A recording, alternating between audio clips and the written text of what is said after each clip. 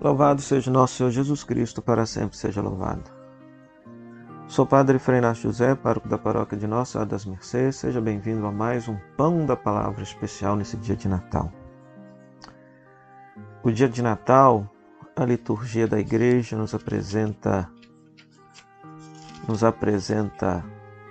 3 missas nas quais partilha a Palavra de Deus para nos fazer refletir sobre o mistério da encarnação. A missa da noite, a qual nós já refletimos no Pão da Palavra anterior. A missa da aurora, que também gravaremos, refletiremos sobre esta missa que deveria ser rezada 6 horas da manhã, cedinho no dia de Natal, e a própria missa do dia. Então nós queremos refletir sobre a Palavra de Deus da missa do dia de Natal, que já nos propõe a seguinte antífona: o menino nasceu para nós, um filho nos foi dado, o poder repousa nos seus ombros, ele será chamado mensageiro do conselho de Deus. Isaías capítulo 9, verso 6. Então, a antífona da entrada sempre nos coloca diante do mistério que vamos celebrar. Então nós queremos celebrar o nascimento desse menino que é para nós. O nascimento de Jesus é para nós. Então, de que forma esse nascimento é para nós? A primeira leitura é Isaías capítulo 52, versos 7 a 10. O profeta elogia os pés daquele que prega a salvação e de que anuncia o bem. Diz que o Senhor desnudou seu santo braço aos olhos de todas as nações e que todos os confins da terra hão de ver a salvação que vem de nosso Deus. Ora, a leitura faz menção ao poder de Deus, o braço. Como que Deus manifestou o seu poder nesse mistério do Natal? O poder de Deus foi manifestado através do mistério chamado de encarnação. O centro da palavra encarnação é a palavra carne, que nós veremos daqui a pouco no Evangelho. Ali está a manifestação do poder de Deus, do braço de Deus. Deus para poder nos salvar, Deus para poder nos redimir. Ele vem até nós. Por isso, vamos direto ao Evangelho. O Evangelho é João capítulo 1, versículo 18. Tem a versão mais breve de João, apenas até os versículo 14, né? Esse prólogo de João, que introduz o Evangelho de João, nos diz que no princípio era a palavra, e a palavra estava com Deus, e a palavra era Deus. E no versículo 14, que a palavra se fez carne e habitou entre nós. Ou seja, Deus se fez carne, Deus se fez sarx, Deus se fez carne na sua fragilidade. Então, esta afirmação é categórica, é uma afirmação que só a fé cristã faz, que Deus, enquanto Criador, se fez criatura, o eterno entrou no tempo, o ilimitado tornou-se limitado. Em outras palavras, pelo mistério da encarnação, Jesus, que é verdadeiro Deus e verdadeiro homem, ele redime não só o ser humano, mas redime todo o universo. Deus se fez matéria para salvar a matéria. A oração do dia deste dia nos diz que Deus, de modo admirável, criou o ser humano. Está lá na Bíblia. O ser humano é a imagem e semelhança de Deus. Mas o ser humano pecou e perdeu essa dignidade. Por isso, Deus, de uma forma mais admirável, restabeleceu a dignidade humana. De que forma? Quando Deus se fez humano. Então Deus se fez humano para salvar o humano desde dentro da própria vida do ser humano. Então isso é muito bonito perceber que tudo aquilo que é humano, tudo aquilo que nós vivemos e experimentamos, exceto o pecado, que é o rompimento com Deus. Então tudo mais, todos os sentimentos, todas as experiências, todas as limitações que um ser humano passa, como também todas as alegrias, tudo isso Deus conhece desde dentro, porque Ele viveu a nossa vida desde dentro na pessoa de seu Filho Jesus Cristo. Então isso é fantástico, isso é maravilhoso, é o mistério da encarnação. Para nós, por amor a nós, por nós, Deus se fez humano. Se o ser humano, por causa do pecado, não tinha mais condição de voltar e viver em paz com Deus, porque agora estava um abismo intransponível que o ser humano não conseguia passar. Agora Deus vem até nós. Deus passa esse abismo e passa para o lado de cá e redime toda a história humana. Então, isso está condensado nesses versículos, que no princípio era a palavra era Deus e a palavra se fez carne e habitou entre nós.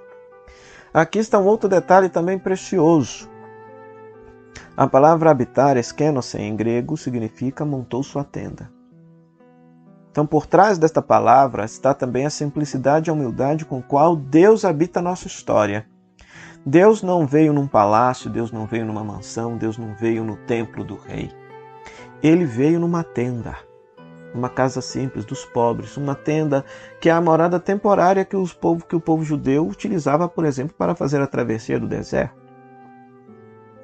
Então Deus não vem na glória, no poder e na ostentação. Deus vem na humildade e na simplicidade. O que, de fato, nós contemplamos, por exemplo, ontem na noite de Natal. Jesus nasce na miséria, nasce na pobreza. Não teve casa digna para poder nascer. Uma manjedoura, um coxo de animais, foi o seu primeiro bercinho. Pastores difamados pela sociedade foram os primeiros que reconheceram o nascimento do Salvador de todo o mundo, segundo a narrativa de Lucas. E mais, o Evangelho de hoje também nos diz, lá no versículo 14, habitou entre nós e nós contemplamos a sua glória, glória que recebe do Pai como Filho unigênito, cheio de graça e de verdade. Então veja só, que glória nós contemplamos na manjedoura, no presépio. Não tem glória nenhuma, não tem ostentação nenhuma, porque glória para nós, na nossa sociedade, no nosso mundo, é o poder, é a riqueza, é o luxo, é o brilho, são os holofotes. E a glória na qual Deus se manifesta é justamente a simplicidade, a singeleza, a humildade, a pobreza, a miséria. Ora, se Deus, ao se revelar definitivamente ao mundo, se revela desta forma, talvez é para nos ensinar que hoje ainda precisamos aprender a reconhecer a Deus nessas condições, na pobreza, na miséria, na fragilidade humana, pois é aí que Deus se revela e continua se revelando. Por fim, a segunda leitura, Hebreus capítulo 1, versículo 1 a 6. Muitas vezes e de muitos modos Deus falou outrora aos nossos pais pelos profetas, mas nesses dias que são últimos, Ele nos falou por meio do Filho, a quem Ele constituiu o herdeiro de todas as coisas. Em outras palavras, Deus nos falou por meio de seu Filho Jesus. A palavra definitiva de Deus para a humanidade é a pessoa de Jesus Cristo e ponto final. Do ponto de vista catequético, pastoral, nós sabemos que o povo, de um modo geral, eles gostam muito dessas experiências de pessoas que são videntes. O povo católico gosta de mensagens de Nossa Senhora, essas revelações privadas.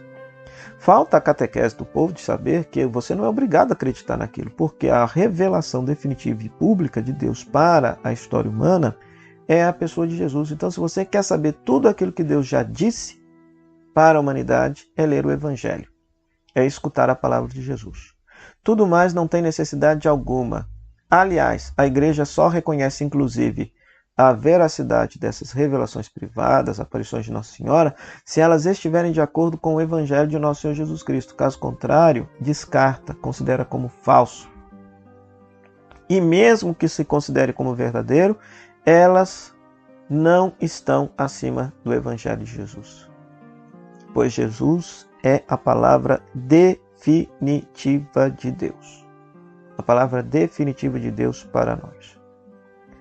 De tal maneira que se nós acolhemos a palavra de Jesus, acolhemos a palavra de Deus, e se nós rejeitamos a palavra de Jesus, rejeitamos a palavra de Deus, porque Deus não haverá de dizer mais nada. Tudo o que Ele disse, o disse por meio de Jesus Cristo e ponto final. Então esse é o mistério do Natal que celebramos. Deus se fez humano para se revelar, para se mostrar, para nos ensinar como cumprir a sua santa vontade. E nós acolhemos essa vontade, praticamos essa vontade na medida em que escutamos e praticamos a palavra de Jesus. Então, mais importante do que celebrar o Natal ocorrido sabe-se lá quando, porque nós não sabemos historicamente o dia do nascimento de Jesus. Esta é uma data simbólica que a igreja escolheu para fazer concorrência com a festa pagã do nascimento do Deus Sol, para nos ensinar que o verdadeiro sol, a verdadeira luz que ilumina a nossa vida é a pessoa de Jesus Cristo. O mais importante do que celebrar o nascimento histórico de Jesus é que ele nasça de fato na nossa vida, expulsando de nós toda treva, todo erro, todo pecado, toda maldade, tudo aquilo que nos separa de Deus. Oremos. Ó Deus, que admiravelmente criastes o ser humano e mais admiravelmente restabelecestes a sua dignidade, dai-nos participar da divindade de vosso Filho, que se dignou a assumir a nossa humanidade. Por nosso Senhor Jesus Cristo, vosso Filho, na unidade do Espírito Santo. Amém. O Senhor esteja convosco, Ele está no meio de nós. Que a bênção de Deus Todo-Poderoso, Ele que é Pai, Filho e Espírito Santo, desça sobre você e sobre sua família e permaneça para sempre. Amém. Um feliz e santo Natal.